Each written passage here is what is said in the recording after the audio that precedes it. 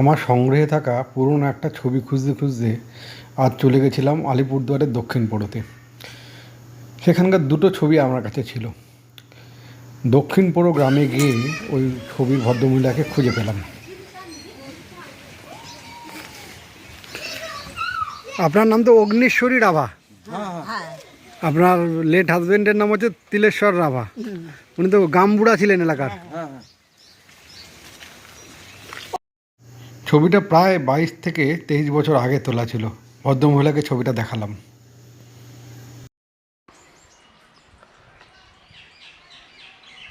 এটা কার ছবি? এটা ছবিটা কার?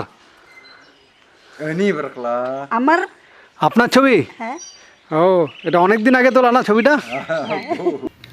70 বছরের উপরে ওই বৃদ্ধা ছবিটা দেখে খুশি হয়েছেন, মুচকে মুচকে হেসেছেন। আমারও ভালো লাগলো পুরনো একটা ছবি ফিরিয়ে দিতে পেরে।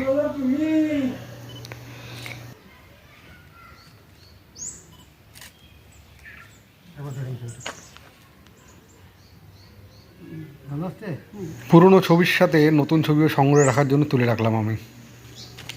পুরনো ছবিটা দেখে ভালো লাগলো। মাথার চুল কোথায় গেল? মাথার চুল